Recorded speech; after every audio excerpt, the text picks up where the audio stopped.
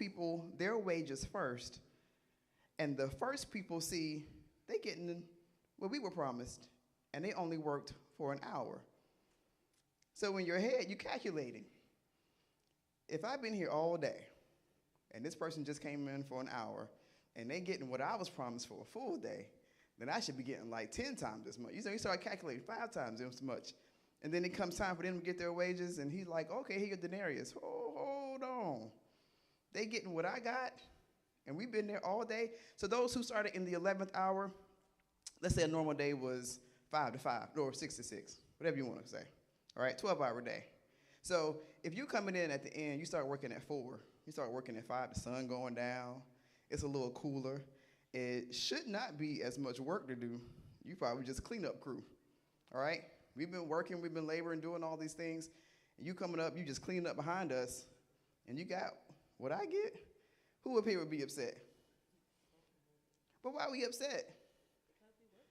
Because he worked all day, but didn't he give us, isn't he giving us what he promised us in the beginning? So, but what's the issue? But they came and worked for an hour and they getting the same thing. So we upset because they getting the same thing, but they only work for an hour? Oh, they work smarter. We worked harder. I feel you. Switch it around, though. What if you came in the 11th hour?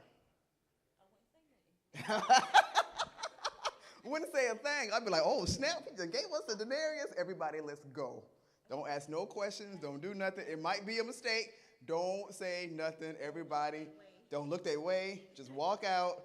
We're going to rejoice when we get outside, right? If you were the 11th hour person, that'd be a blessing, right? Like, oh, they done blessed me today. I had to work for an hour and I got a full day's wage. But the 11th hour people upset. Now, let me ask you a question. Why did the landowner give out the money the way he did? He said because it's his money. But why he did it in that order? He could have gave, if I came at 5 a.m., he could have just given the 5 a.m. people their denarius. They would have been just fine. It's almost like he intentionally wanted them to see what the others got. Why?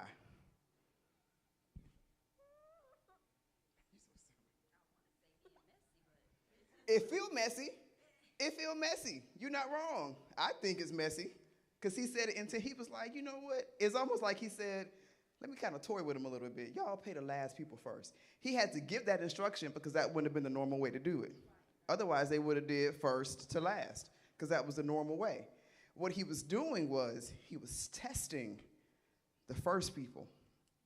It was a test. So let's equate this. Let's bring this back to our lives today. We go through a lot. We are Christians. We are trying to do our best to stay on the right path, to do what Christ has called us to do. We are trying our best to do good, even though it's very difficult, even though we fall sometimes. And yet, and still, you see others who don't seem to be working as hard getting blessed. How would that make you feel? Or how does it make you feel? Sad? Good job, bud. It's my son right here. Sad.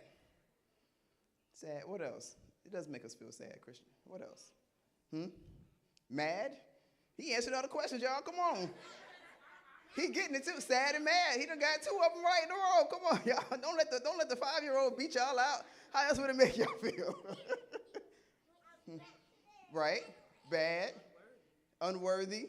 I like that one. Unworthy. Like I'm doing something wrong. I must be doing something wrong if they getting blessed. They getting blessed? Y'all ever do that? I'd be like, I can't do social media. Not too often. Because I'm that person, when Pastor talking about the person that get mad or get upset, I'd be like, what? What's going on? That video went viral? They went viral? Oh, jeez. So how does it make you feel? Come on.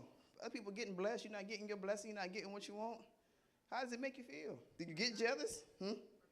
Forgotten? Oh, Jesus, forgotten. And I'm that kind of person that'll tell God, did you forget about me?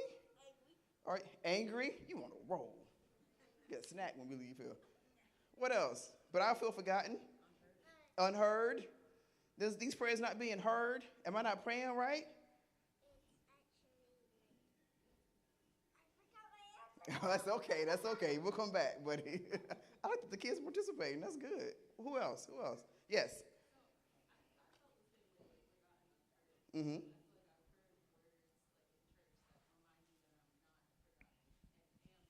Yeah.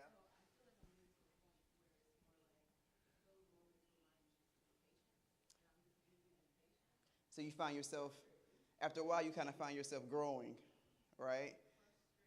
Frustratingly grow. I like that. I am frustratingly growing, right? We are all frustratingly growing. That's a good one. We are frustratingly growing because it is frustrating. It's hurtful. It just make you feel some kind of way. It make you feel some kind of way, which is why the pastor or whoever we're listening to has to continually remind us he has not forgotten you. He has heard your prayers. You are being listened to. Your time is coming, and you just kind of be like, well, that's great. I still don't understand why they time coming first, but that's all right. We're trying to grow, okay? But in this scenario, it shows you that the landowner, who we're going to assume is the King of Kings, the Lord of Lords, does certain things to test us. He does certain things to get our hearts right so that when we get to where we are going, we will be more like him. And I'm going to show you what I mean.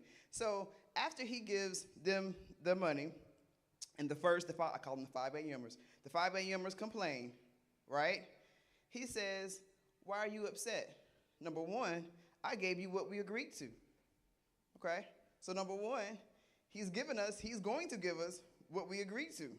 Number two, he said, can't I do with my own what I wish? And he said it in a way, hold on, guys. He said it in a way where, like, I have an unlimited supply. I want to be generous. And if I want to get everyone who has helped me in my vineyard the same wage, that is up to me. And so this is what brings me to the point of don't get jealous. We shouldn't get jealous because there is no reason to get jealous. God is not going to run out of a need for people. Why did he keep going back? He went at 5 a.m., and then he said he went in the third hour, so that's about, 8 a.m.? Then he went back in the sixth hour. So now you're going back in this, 11 a.m.? I'm not good with math. Come on, help me with the time and the math. About 2 p.m., he just keep going back, and then again, he went back at 5 p.m.? So he's not running out. So the vineyard must have been huge.